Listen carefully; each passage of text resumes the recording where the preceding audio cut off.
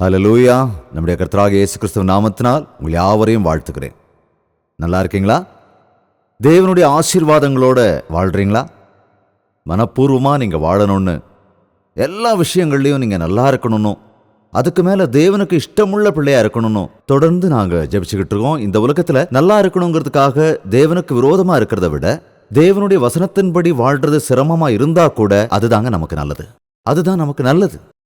அதனால சிரமங்களுக்கு பயப்படாதீங்க. உங்களுக்கு உலகத்தில் சிரமங்கள் இருக்கலாம், இருந்தாலும் நீங்க தைரியமா இருக்கணும். நான் உலகத்தை ஜெயித்திருக்கிறேன் அப்படின்னு தேவன் சொல்லியிருக்கிறதுனால இந்த உலகமே உங்களை வெறுத்தாலும் நீங்க கவலைப்படாதீங்க. உங்களுக்கு முன்பாகவே இந்த உலகம் என்னை வெறுத்தது அப்படின்னு ஆண்டவர் சொல்லியிருக்கார் இல்லையா? வெளிச்சம் உலகத்துக்கு வந்தது, இருந்தாலும் அநேகர் தன்னுடைய கெட்ட குணம் தெரியாத மாதிரி வெளிச்சத்தின் பக்கம் வராம இருப்பாங்க அப்படின்னு எழுதப்பட்டிருக்கிறதுனால கிறிஸ்து பக்கத்துல இருக்கிற நாம நிச்சயமா வெளிச்சத்திற்குரியவர்களா வாழணும். இருளுக்கு சொந்தமா இருந்தோன்னு சொன்னா பிரச்சனைகள் தாங்க வரும். ஆனா நம்முடைய தேவன் நமக்கு துணையா இருக்கும்போது சர்வ நீதியோட நடத்தி வைப்பார். பல பிரச்சனைகள்ல இருந்து நமக்கு விடுதலையை கொடுப்பார். துக்கத்துல இருந்து நமக்கு ஆதரவு கொடுப்பார். துக்கத்துல நமக்கு துணையா இருந்து நம்முடைய ஒவ்வொரு தேவைகளையும் அவர் தீர்த்து வைப்பார். விசுவாசம் வைங்க, உண்மையான விசுவாசியா வாழுங்க, பரிசுத்தமான இருதயத்தையும் நல்ல மனசையும் காப்பாத்தி கொள்ளுங்க. அதுக்காகத்தான் இந்த மாதிரி தேவனுடைய வசனங்களை தினந்தோறும் உங்களிடத்துல நாங்க கொண்டு வந்துகிட்டு இருக்கோம். அதன்படி இன்னைக்கு தேவனுடைய வாக்குத்தத்தத்தை கேட்க தயாரா இருக்கீங்களா?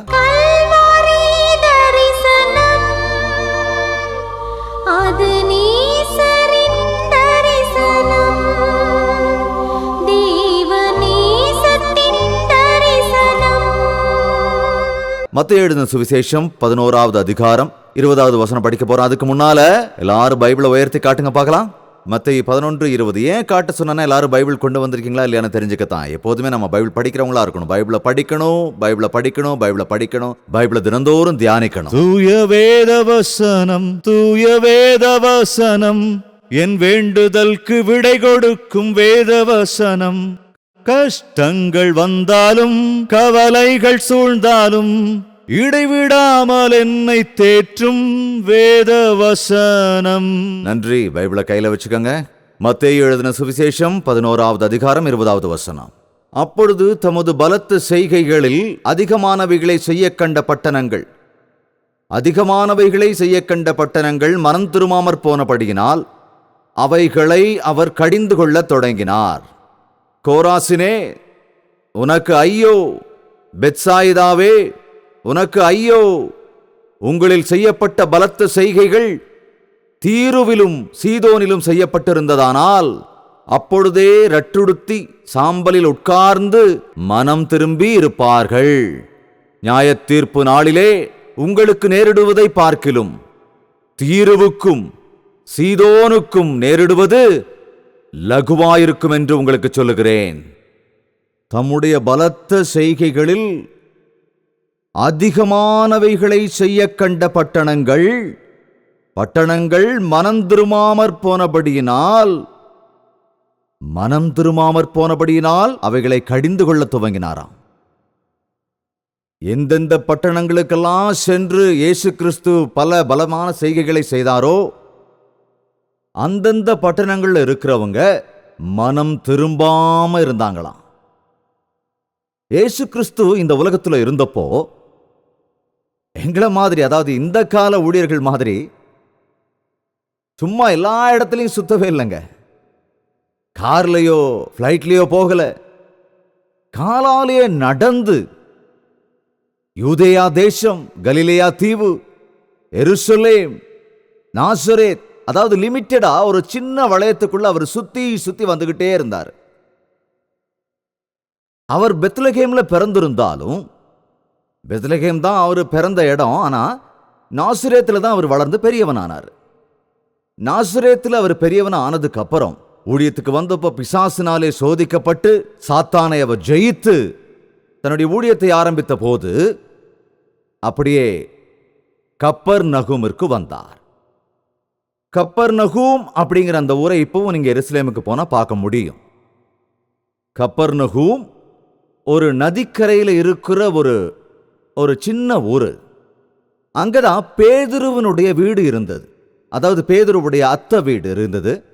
அங்கதான் பேதுரு இருந்தார். அல்லது பேதுரு வீட்டில் அவங்க அத்தை இருந்தாங்களா அதெல்லாம் எனக்கு தெரியாது. ஆனால் பேதுரு அந்த கப்பர்நகூமில் தான் இருந்தார். ஏசு கிறிஸ்து கப்பர்நகூம்ல பல நாட்கள் வந்து தங்குவார். ஏன்னா பேதுருவனுடைய வீட்டுக்கு பக்கத்திலேயே ஒரு தேவாலயம் இருந்தது. அந்த தேவாலயத்திற்கு அவர் அடிக்கடி போய் அங்க போதனைகள் செய்வதுமா இருப்பார். அப்படி அங்க தங்கி இருந்த காலத்துல அந்த கப்பர்நகூமுக்கு சுற்றி இருக்கிற இடங்களுக்கு போய் போதனைகள் செஞ்சுக்கிட்டே வந்தார். இங்க யாராவது எருசலேமுக்கு போனவங்க இருந்தால் உங்க கைகளை உயர்த்தி காட்டுங்க. ஒரு சில கைகளை மட்டும் பார்க்க முடியுது. தேவனுக்கு ஸ்தோத்திரம். ரொம்ப குறைவா தான் இருக்கீங்க. எருசலேம் போக முடியலன்னு வருத்தப்படுவாங்க. எருசலேம் நிச்சயமா புண்ணிய பூமி. ஆனா கண்டிப்பா அங்க போகணுங்கிற எந்த கட்டாயமும் இல்லை. ஆனா போன வேதத்தில் இருக்க எல்லாவற்றையும் அங்க நம்ம கண்ணால பார்க்க முடியும். அந்த கப்பர்நகூம்ல நான் பார்த்தது என்னன்னா, கப்பர்நகூம் அப்படிங்கிற பட்டணம் கலிலியா பட்டணத்துல இருக்கிற ஒரு சமுத்திரத்தின் கரையில இருக்கு. பக்கத்திலே தேவாலயம் இருக்கு. அங்க போய் ஜெபிக்கலாம். அந்த இடத்துல தான் ஏசப்பா அநேக அற்புதங்களை செஞ்சாரு. கப்பர்நகூம் பிராந்தியம் முழுவதும் அவர் சுத்தி வந்தாரு. இந்த கலிலேயா சமுத்திரம் ஒரு அற்புதமான சமுத்திரம். கலிலேயா சமுத்திரமா அல்லது நதியா அப்படின்னு சொல்ல முடியாது. ஃபெரி அப்படிங்கிற இடம் நரசாப்பூர்ல உங்களுக்கு தெரியும்.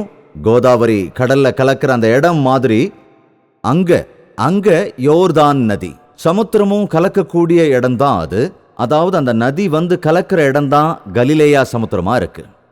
அந்த கலிலேயா சமுத்திரம் ஒரு வட்ட வடிவில் இருக்கும். அதனுடைய 3 பக்கமும் நதிகள் இணையற ஒரு முனையா இருக்கும். அப்படி கலக்கிற இடங்கள்ல ஒண்ணுதான் பெத்சைதா.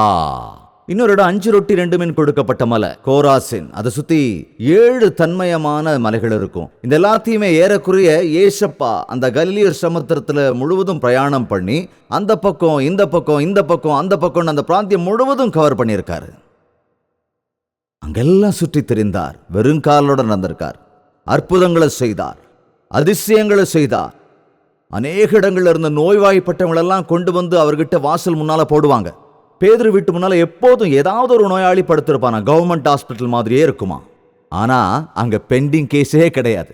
எப்பேற்பட்ட நோயாளி வந்தாலும் வந்ததும் சுகமாக்கப்பட்டு அனுப்பி விடுவாங்க. எந்த நோயா இருந்தாலும், ஜுரமா இருந்தாலும், பிசாசு பிடிச்சவங்களா இருந்தாலும் விடுவிக்கப்பட்டுருவாங்க, குணமாக்கப்பட்டுருவாங்க, அதிசயத்தை காண்பாங்க, அற்புதத்தை காண்பாங்க, அவருடைய போதனைகளை கேட்பாங்க. அந்த பகுதிகளில் இவர் நிறைய ஊழியத்தை செஞ்சார். கப்பர்நகூமே, அதற்கு கீழே இருக்கிற வசனத்தை படிங்க. வானபரியந்தம் உயர்த்தப்பட்ட கப்பர்நகூமே, கப்பர்நகூமே, உனக்குள்ள நான் இருந்தனே, உன்னோடு நான் வாழ்ந்தேனே, உன்னுள் அதிக அற்புதங்கள் செய்தேனே. நீ எங்கேயோ சமுத்திரத்துக்கு பக்கத்துல நதிக்கரை வீடா, நதிக்கரை ஊரா, மீன் பிடிக்கிறவங்க வாழ்ற ஒரு சின்ன ஊரா இருந்த உன்னை, எங்கேயோ கீழே பாதாளத்தில் இருந்த உன்னை வான பரியந்தம் உயர்த்தினேனே. எங்கெங்கயோ இருக்கிறவங்க, சுத்தி இருக்கிறவங்க, கப்பர்நகூம்ல ஏசப்பா இருக்கிறாரா, கப்பர்நகூம் போனா நாம சொஸ்தமாக்கப்படுவோமா, அந்த ஊருக்கு போனா நம்முடைய நோய்கள் எல்லாம் குணமாக்கப்படுமா அப்படின்னு அநேகர் ஓடி வந்து அங்க குணமாக்கி போனாங்களே. கப்பர்நகூமே, உன் பெயர் எல்லா திசையிலும் கேட்குதே. உன்னை அவ்வளவா நேசிச்சேன், உன் கூடவே இருந்தேன், உனக்கு அவ்வளவு போதிச்சேன், உன்னிடத்தில் அவ்வளவு அற்புத அதிசயங்களை செய்து காட்டினேன். ஆனா கப்பர்நகூமே, நீ மனம் திரும்பவில்லையே, மனம் திரும்பவே இல்லை. பெத்சாயிதாவே, உங்க ஊர்ல இருக்கிற குருடர்களுக்கு பார்வை கொடுத்தனே, உன்னுடைய ஊர்ல அநேக அற்புதங்களை செய்தேனே, ஆனாலும் நீ மனம் திரும்பவில்லையே, நீ உன்னோட மனோபாவங்களை இன்னும் மாத்திக்கலையே. ஐயோ கோரோசினே, உனக்கு எவ்வளவு அற்புதங்களை நான் போதிச்சேன், ஆனா நீயும் இன்னும் மனம் திரும்பலையே. ஏசப்பா வரும்போது முதல்ல பண்ண பிரசங்கம் என்ன தெரியுமா? தேவனுடைய ராஜ்யம் சமீபமாயிருக்கிறது, மனம் திரும்பி விசுவாசியுங்கள். Yes or no? நான் எதை சொன்னாலும் எஸ் தானா? பாஸ்டர் எது சொன்னாலும் எஸ்ஸா? அவர் என்ன சொன்னாரு? பரலோக ராஜ்யம் சமீபமாயிருக்கிறது. என்ன பண்ணணுமா? அதுக்கு என்ன பண்ணணுமா? நான் சொன்னதை கேட்டீங்கள? நம்ம என்ன செய்யணுமா? மனம் திரும்பணுமா?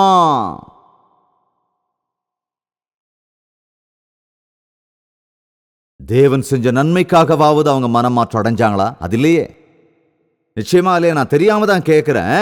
தேவன் நன்மை செய்யாம அங்க தீமையா செஞ்சாரு? ஐயா, தேவன் எனக்கு நிறைய நன்மைகளை செஞ்சிருக்காரு, தேவன் எனக்கு எல்லாம் நல்லது தான் பண்ணியிருக்காரு. எல்லாம் நல்லது தாங்க, அதெல்லாம் வார்த்தையால விவரிக்கவே முடியாது, மைக்கெல்லாம் பிடிச்சு சொல்ல முடியாது. அம்மா கொஞ்சம் இருங்க, பொறுங்க.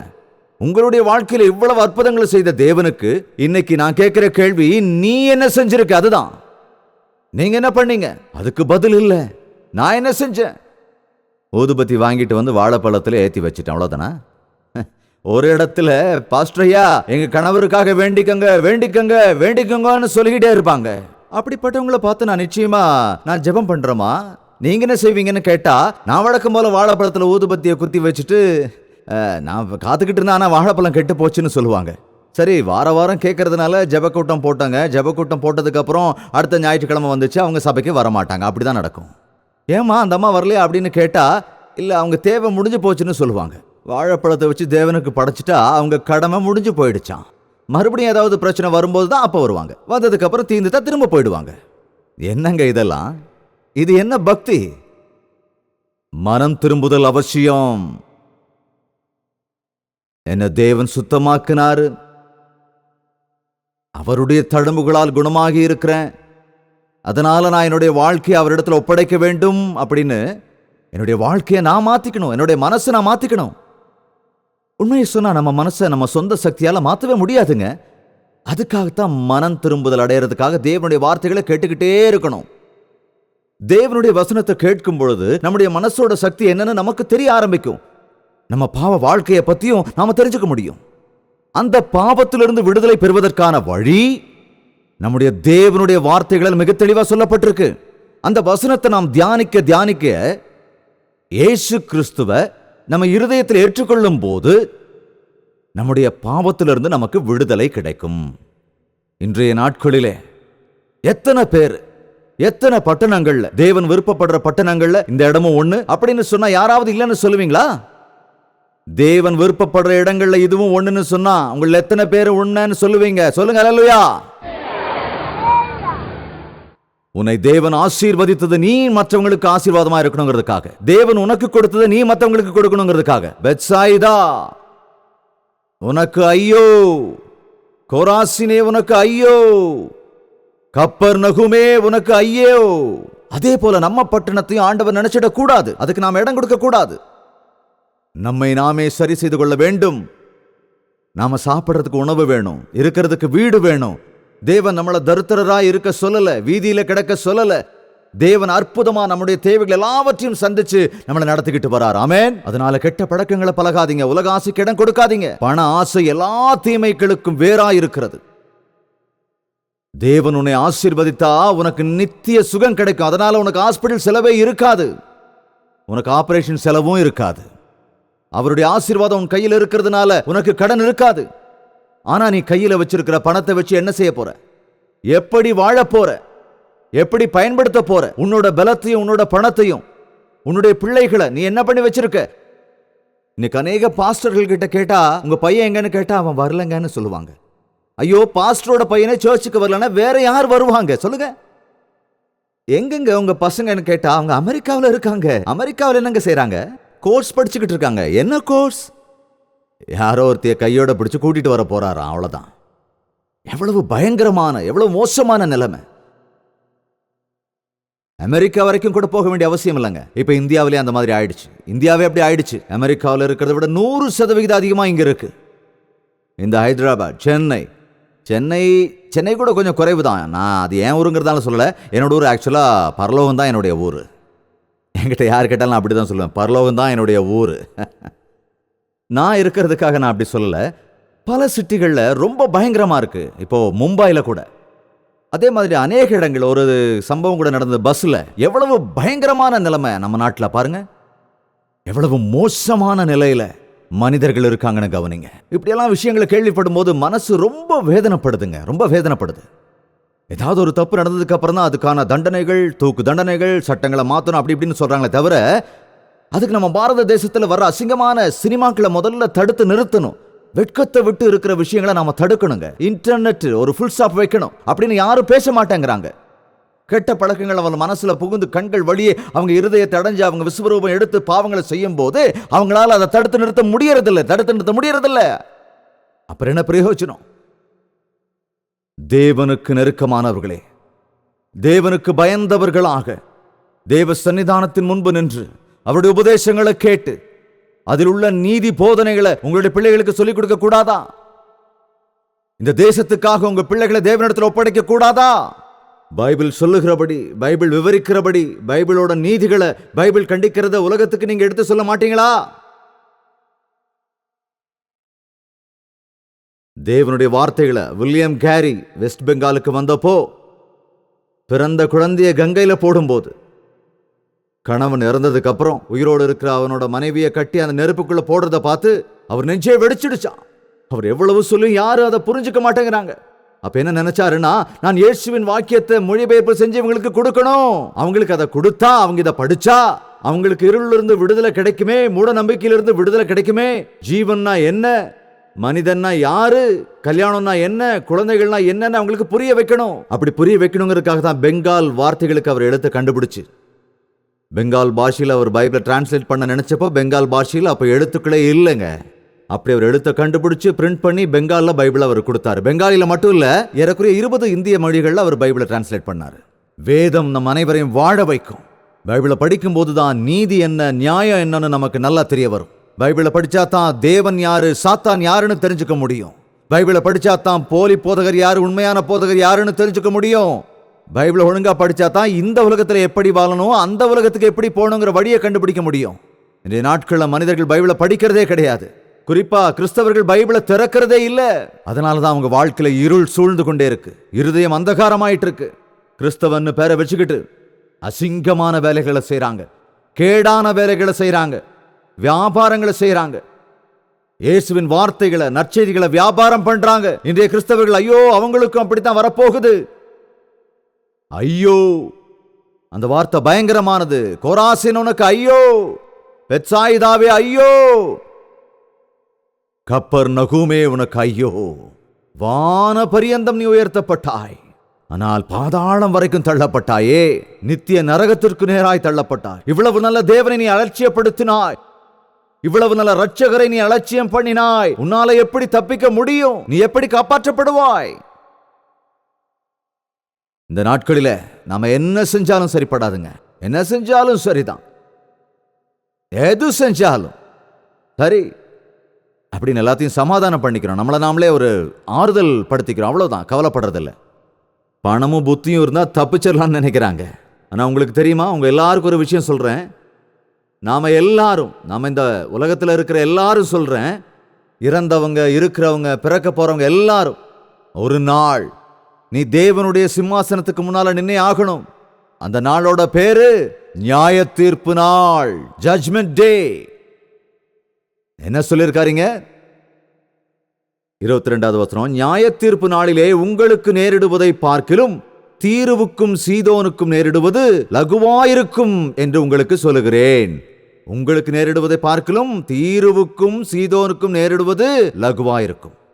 தீருவும் சீதோனும் ஒரு சின்ன ஊர் தாங்க.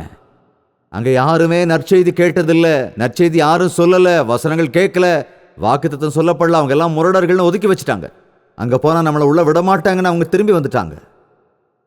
உங்களுக்கு பதிலா நான் அவங்களுக்கு சொல்லியிருந்தேன்னா அவங்க அன்னைக்கே தன்னுடைய தலையை வணங்கி தான் செய்த தவறுகளை ஒத்திருப்பாங்க. அதனாலதான் நியாய தீர்ப்பு நாள் அன்னைக்கு நற்செய்தி கேட்ட உங்களை எல்லாரையும் விட நற்செய்தியை சொன்னவங்களோட நிலைமை தான் நெருக்கடியா இருக்கும், மோசமா இருக்கும். ஏன்னா தெரியாம செஞ்சவங்களுக்கு தண்டனை கம்மி தான். சொல்லுங்க, தெரிஞ்சு செய்யறவங்களுக்கு அதிக அடி. யாருக்கு அதிகம் கொடுக்கப்படுதோ அவங்ககிட்ட இருந்து தேவன் அதிகமா எதிர்பார்ப்பார். என்ன மட்டும் எல்லாரும் பார்க்குறாங்களே, உங்களை பார்க்கலன்னு யாரும் வருத்தப்படல. சிரிக்கிறவங்க எல்லாம் என் பக்கம் வாங்க, கோவப்படுறவங்க எல்லாம் அந்த பக்கம் பாருங்க. சீரியஸா சொல்றேங்க, பயமா இருக்கு எனக்கு. அங்க பாருங்க, ஜெயபால் சாருக்கு கூட கோவம் வந்தா என்னாக போகுதோ என்னவோ. நான் எதுக்குங்க கோவப்பட போறேன்? நான் யாருங்க? ஏசப்பா என்கிட்ட சொன்ன வார்த்தைகளை நான் உங்ககிட்ட தெள்ள தெளிவா அவர் சொன்னபடி சொல்லிக்கிட்டு இருக்கேன். அவர் படி சொல்லலைன்னா அவர் சும்மா இருக்க மாட்டாருங்க. நான் அவரோட சேவகங்கிறதுனால, அவருடைய ஊழியக்காரங்கிறதுனால அவருடைய வார்த்தைகளை இந்த இறுதி நாட்களில் சொல்ல வேண்டிய அவசியம் அதிகமா இருக்கு. நியாய தீர்ப்பு நாள் அன்று தயவு செய்து எல்லாரும் நான் சொல்றதை கொஞ்சம் கவனமா கேளுங்க. ஒரு நாள் நானும் தேவனுடைய சிம்மாசனத்திற்கு முன்னால நின்னே ஆகணும். அது ஜெயபாலா இருந்தாலும் சரி, இல்ல வேற எந்த பாலா இருந்தாலும் சரி, யாரா இருந்தாலும் சரி, யாரா இருந்தாலும் நிக்கணும். என்ன செஞ்ச உனக்கு கொடுத்த வாழ்க்கைய, என்னுடைய பேரை எப்படி பயன்படுத்தின, என்ன செஞ்ச? நான் உனக்கு கொடுத்த பிள்ளைகளை, உனக்கு கொடுத்த வாய்ப்புகளை நீ என்ன செஞ்ச? உனக்காக நான் கொடுத்த டிவி ப்ரோக்ராம் என்ன செஞ்ச? நான் சொன்ன வார்த்தை எப்படி உன் சபைகளுக்கு வந்த மக்களுக்கு நீ என்ன செஞ்ச அப்படின்னு என்கிட்ட ஆண்டவர் கட்டாயம் கேள்வி கேட்பாரு. நீங்க சொல்ல சொன்னதை அப்படியே சொல்லிட்டு ஆண்டவரே அப்படின்னு நான் சொல்லலன்னா, போடா, பிசாசுக்கும் அவனுடைய தூதனுக்கும் ஆயத்தம் பண்ணி வச்சதை நீ அள்ளிக்கிட்டு போன சொல்லுவார். என் ஆண்டவரே, 30,000 மக்கள் வந்தாங்களே என்னோட சபைக்கு, இத்தனை டிவி ப்ரோக்ராம் நான் பார்த்துருக்கிறேன் பாருங்க. மாசத்துக்கு 20,000க்கு மேல எங்களுக்கு போன்கள் வந்துகிட்டே இருக்குப்பா. 50 புத்தகங்களுக்கு மேல எழுதி இருக்கப்பா. 47 வயசு வரைக்கும் உங்களுக்காக வாழ்ந்துகிட்டு இருக்கேன்ப்பா. இரு. என்ன டெஸ்ட் அது? என்னது? அக்கினி. அக்கினியால நீ செஞ்சவைகளை நான் பரிசோதித்து பார்க்க போறேன்னு சொன்னா என்னங்க? லாரியில வைக்கோலை ஏத்திட்டு போறதை நீங்க பார்த்திருக்கீங்கல்ல? லாரியில அப்படியே அந்த பக்கமும் இந்த பக்கமும் பிதுங்கிக்கிட்டு அந்த வைக்கோல் எடுத்துட்டு போயிட்டு இருப்பாங்க. அப்பாபா, எவ்வளோ அதிகம்! ஒரே ஒரு தீக்குச்சி உரசி போட்டு அவ்வளவுதான், ஒரே நிமிஷம் எல்லாம் சாம்பல் ஆயிடும். இப்பெல்லாம் இவ்வளவு கூட்டம் வந்திருக்கேன்னு நான் சந்தோஷப்படுறதே இல்லைங்க. அதிக ஆட்கள் வர்றதுனால இது ஒன்றும் பெரிய காரியம் கிடையாது. என்னுடைய தேவன் எனக்கு முன்னால வெள்ளியும் தங்கமும் வைரமும் கல்லு தான். அது சின்னதாக தான் இருக்கும். டைமண்ட் கூட ரொம்ப சின்னதாக தாங்க இருக்கும். சைஸ்ல பார்த்தீங்கன்னா அது ரொம்ப பொடுசா இருக்கும். ஆனால் அதோட விலையை பார்த்தீங்கன்னா ரொம்ப ரொம்ப ரொம்ப அதிகமாக இருக்கும். அதை நெருப்பில் போட்டாலும் சரி, அது எவ்வளவு சின்னதாக இருந்தாலும் அதை நெருப்பில் போட்டால் அதனுடைய விலை மதிப்பு குறையுமா? குறையாது. ஏதேதோ தானங்கள், என்னென்னமோ சேவைகள், என்னவோ செய்வீங்களே, ஏன்னா மனிதர்கள் உங்களை பாராட்டணும், அதுக்காகத்தானே.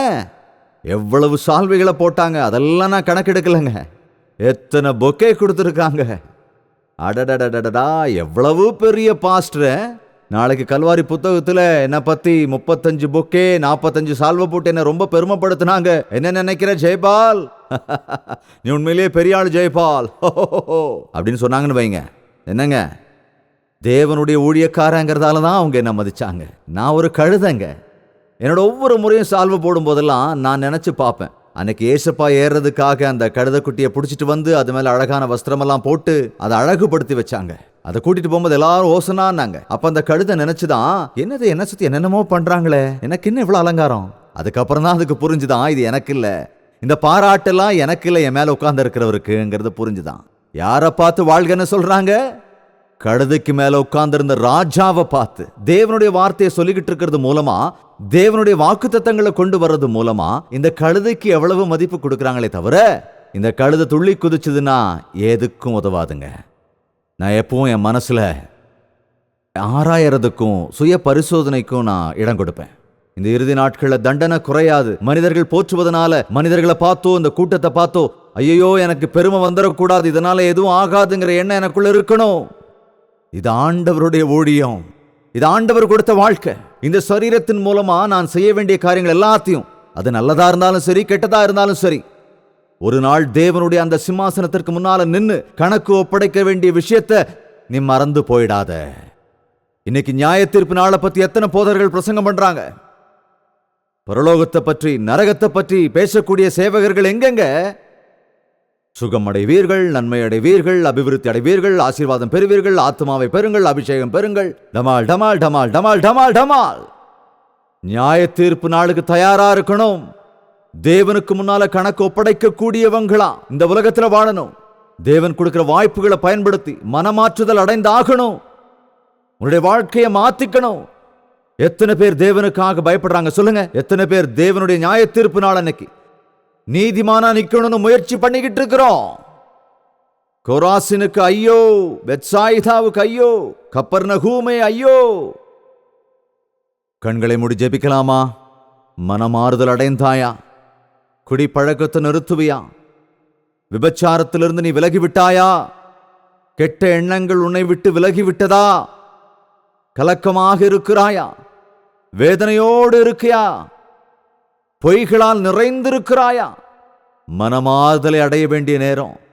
தம்முடைய காயங்களால் நம்மை விடுவித்திருக்கிறார். இந்த கல்வாரி ஜீவ சபையில உங்களுக்காக நித்திய நரகத்திற்கு யாரும் போகக்கூடாதுன்னு, நீங்க சமாதானத்தோட சந்தோஷத்தோட வாழணுங்கிறதுக்காக இந்த உலகத்தின் அந்த கடைசி நாளில் தேவனுடைய ராஜ்யத்தில் பிரவேசிக்கணும்னு, ஏசப்பாவே எங்களுக்கு கருணை காட்டுங்கப்பா, எங்களை மாத்துங்க ராஜா. நீர் செய்த தியாகங்களை நினைச்சு எங்களுடைய இருதயத்தில் உம்மை ஏற்றுக்கொண்டு பரிசுத்தத்தை அடைஞ்சு மரணம் வரைக்கும் மீது நாங்க விசுவாசமா இருக்க எங்களுக்கு உதவி செய்யுங்க அப்படின்னு சொல்றவங்க உங்க வலது கையை உயர்த்தி காட்டுங்க. இந்த நாளிலிருந்து அப்பா நான் உம்மோடு இருக்க போகிறேன் ராஜா. ஜீவனோடு இருந்தாலும் மரணமா இருந்தாலும் மேலா இருந்தாலும் கீழா இருந்தாலும் எந்த சூழ்நிலையிலும் உம்மோடு நான் இருக்க விரும்புகிறேன் அப்படின்னு தேவனிடத்துல சொல்லலாமா? ஒவ்வொருவரும் ஒப்பு கொடுக்க வேண்டிய நேரம் இது. இருதயத்தின் ஆழத்திலிருந்து சொல்லலாம். அன்பும் பிரியமும் நிறைந்த எங்கள் தகப்பனே, இந்த நாளிலே இந்த கூட்டத்திற்கு வந்திருக்கிற ஒவ்வொருவரிடத்திலையும் ஒவ்வொருவரையும் கண்ணோக்கி பாருங்க ராஜா. நீர் பிரியமுள்ள ஆண்டவர், நீர் எங்களை ஆதரிக்கிறவர், எங்களை மீட்டவர் நீரே, எங்கள் பாவத்திலிருந்து விடுவிக்கிறவர். எங்கள் ஒவ்வொருவருக்கும் சொல்ல வேண்டிய வார்த்தைகளை நீர் சொல்லிவிட்டீரே ராஜா. உம்முடைய வார்த்தை ஒவ்வொருவருடைய இருதயத்திலும் நிலைத்து நிற்கவும், பரிசுத்தம் அடையவும், மனமாறுதல் அடையவும் உம்முடைய ஆவியானவர், உம்முடைய ஆவி எங்கள் மேல் ஊற்றும் ஐயா. இந்த இடத்துல ஒப்பு கொடுத்து ஜெபித்த ஒவ்வொரு பிள்ளைகளையும் நீர் கண்ணோக்கி பார்த்து பரிசுத்த ஆவியினாலே ஒவ்வொருவரையும் நிரப்பி அபிஷேகப்படுத்தும்படியாய் ஜெபிக்கிறேன் ராஜா. உம்முடைய ரட்சிப்பை அலட்சியப்படுத்தாமல் காத்துக்கொள்ள உதவி செய்யுங்கப்பா. எங்கள் ஒவ்வொருவரும் கரத்தில் ஒப்பு கொடுக்கிறோம். நீர் எங்களை மீட்டுக் கொள்ளுங்க ராஜா. எந்த பயமும் இல்லாமல் இப்பொழுதே நாங்கள் எங்கள் ஒவ்வொருவரையும் உம்முடைய கரத்தில் ஒப்பு கொடுக்கிறோம். எங்கள் ஒவ்வொருவரையும் ஏற்றுக்கொள்ளுங்க ராஜா. இயேசு கிறிஸ்துவின் நாமத்தில் ஜெபம் கேளும் பிதாவே. கர்த்தராகிய இயேசு கிறிஸ்துவனுடைய கிருபையும் பிதாவாகிய தேவனுடைய அன்பும் அரவணைப்பும் பரிசுத்த ஆவியானவருடைய அந்யோன்ய ஐக்கியமும் சந்தோஷமும் சமாதானமும் இங்கு கூடி வந்திருக்கிற அனைவரோடும் இன்றும் என்றும் நீடித்து நிலைத்திருப்பதாக. ஆமேன், ஆமேன், ஆமேன். கல்வாரி தரிசனம் அப்படிங்கிற இந்த நிகழ்ச்சி 8 சேனல்கள் வாயிலா பல முறை ஒளிபரப்பாய் கொண்டிருக்கிறது. எத்தனையோ காரியங்களை நாங்கள் தயார் செஞ்சு தேவனுடைய வார்த்தைகளை உங்ககிட்ட நாங்கள் சேர்க்க ரொம்ப ஆர்வத்தோட செயல்பட்டுக்கிட்டு இருக்கோம். ரொம்ப ஆர்வத்தோட செய்யறதுனால எங்ககிட்ட அதிகமாக பணம் இருக்கணும் அல்லது யாரோ எங்களுக்கு நிறைய பணத்தை அனுப்புறாங்கன்னு நீங்கள் தயவு செஞ்சு நினைக்காதீங்க. நிச்சயமா அப்படி எதுவும் இல்லைங்க.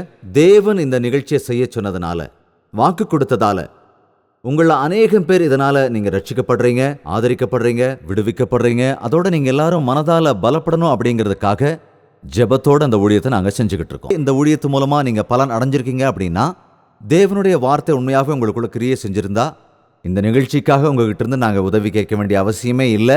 அப்படித்தானே? நம்ம ஹோட்டலுக்கு போய் ஒரு 2 இட்லி சாப்பிட்டதும் பில்லை கேட்டு வாங்கி பணம் கட்டிட்டு வருவோம்ல, அதே மாதிரி நம்முடைய மனவேதனையை போக்கக்கூடிய இந்த நிகழ்ச்சிக்கு ஏதாவது நாம கொஞ்சம் கொடுத்து, நடந்திருக்குன்னு அநேகர் சொல்றாங்க, நன்றி கடன் செய்ய வேண்டிய கடமை நிச்சயமா நமக்கு இருக்கு இல்லையா? அதனால உண்மையாவே இந்த நிகழ்ச்சி மூலமா உங்களுக்கு ஏதாவது நன்மை நடந்திருக்குன்னு அநேகர் சொல்றாங்க. ஆனா நாங்க எப்படி காணிக்கை அனுப்பணும்னு எங்களுக்கு தெரியல, நாங்க எப்படி அனுப்பணும்னு சொல்லுங்க அப்படின்னு சொல்றவங்களுக்கு நான் சொல்றேன், எல்லா நிகழ்ச்சியிலும் இதை சொல்லிக்கிட்டு வரேன். இந்த நிகழ்ச்சி மூலமா உங்களுக்கு நன்மை நடந்திருந்தா எங்களுக்கு ஏதாவது நீங்க செய்யணும்னு விரும்புனா 08939393939 எண்ணுக்கு கால் பண்ணி விவரங்களை தெரிஞ்சுக்கோங்க. உங்க விவரங்களையும் காணிக்கைகளையும் தயவு செஞ்சு ஆன்லைன்லயோ டிடிலையோ அல்லது மணி ஆர்டர்லயோ அனுப்பி வைங்க. மேலும் விவரங்களுக்கு 08939393939 அப்படிங்கிற எண்ணுக்கு கால் பண்ணி தெரிஞ்சுக்கலாம். உங்களுக்காக எந்தெந்த காரியங்களுக்கெல்லாம் நாங்கள் ஜெபம் பண்ணணும்னு எங்களுக்கு தெரியப்படுத்துங்க. உங்களுக்காக நாங்கள் பிரார்த்திக்க தயாரா இருக்கோம். தேவனுடைய சன்னிதானத்தில் நாங்களும் ஜெபிக்கிறோம், நீங்களும் ஜெபிங்க. உங்க வாழ்க்கையில் அற்புதங்கள் நடக்கும். போன் மூலமாவோ, SMS மூலமாவோ, இமெயில் மூலமாவோ உங்க விவரங்கள் அனுப்புங்க. உங்க பேர், முகவரி, போன் இதெல்லாத்தையும் எழுதி அனுப்புங்க. உங்களுக்காக தேவனிடத்தில் நாங்கள் வேண்டிக் கொள்ள தயாரா இருக்கோம். தேவனுக்கு சித்தமானால் நம்ம மறுபடியும் சந்திக்கலாம். அது வரைக்கும் தேவனுடைய ஆசீர்வாதம் உங்கள் அனைவரோடும் இருப்பதாக. உங்கள் தேவைகள் எல்லாவற்றையும் நீங்கள் எழுத வேண்டிய முகவரி ஜெயபால் ஃபவுண்டேஷன்ஸ், இலக்கம் 29, new colony road, Velachery, Chennai 6,42,00,000.